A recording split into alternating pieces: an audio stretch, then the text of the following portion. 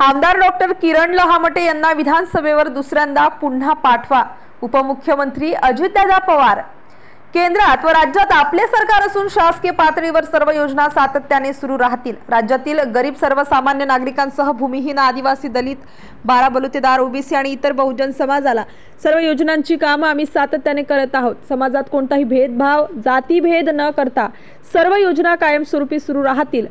लाडकी बहीण योजना यापुढेही 5 वर्षात कायमस्वरूपी सुरू राहील याची काळजी न करता महायुतीच्या मागे भक्कमपणे उभे राहा. त्यासाठी आमदार डॉक्टर किरण लहामटे यांना विधानसभेवर दुसऱ्यांदा पाठवा, असे आवाहन राज्याचे उपमुख्यमंत्री अजितदादा पवार यांनी अकोला येथे जनसन्मान यात्रेच्या कार्यक्रम प्रसंगी झालेल्या न भूतो न भविष्यती अशा सभेला संबोधित करताना व्यक्त केले. सभेच्या अध्यक्षस्थानी अगस्ती कारखान्याचे अध्यक्ष श्री सीताराम पाटील गायकरी होते. यावेळी व्यासपीठावर आमदार किरण लहामटे, साथी विनय सावंत, कपिल पवार, कैलास वाघचौरे, सौ पुष्पाताई लहामटे, सौ राजूच्या सरपंच पुष्पाताई निगडे, राजेंद्र गुंड, भानुदास तिकांडे, दत्ता निगडे, सौ उज्ज्वलाताई राऊत, सुभाष मालुंजकर, अगस्ती कारखान्याच्या संचालिका सुलोचना नवले, सुभाष मालुंजकर, सुधीर शेळके, बबन वाळुंज आदी मान्यवर उपस्थित होते. तालुक्याच्या पर्यटनाच्या दृष्टीने अनेक प्रकल्प भविष्यात करण्याचा आमचा प्रयत्न आहे. त्याचबरोबर तरुणांच्या हाताला काम म्हणून औद्योगिक वसाहत सुरू करणार आहोत. याच्याही पेक्षा अजून मोठी जमीन असल्यास मोठमोठे प्रकल्प अकोल्यात येतील, जेणेकरून येथील भर बेरोजगारांच्या हाताला काम मिळेल.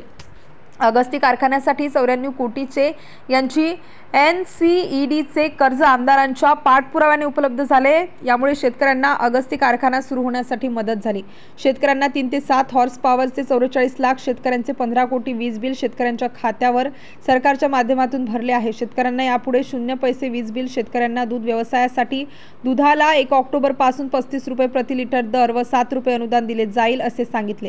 तालुक्याचे आमदार यांनी सातत्याने सरकारकडे पाठपुरावा करून 2500 कोटीचा निधी आणला. त्यामुळे तालुक्याच्या विकासाला मोठी गती मिळाली. मात्र कोरोनाच्या काळात 2 वर्ष निधी मिळू शकला नाही. मात्र यापुढेही शेतकऱ्यांच्या व सर्वसामान्यांच्या हितासाठी बांधिलकी म्हणून सहकार्य करण्याचा आशावाद त्यांनी व्यक्त केला.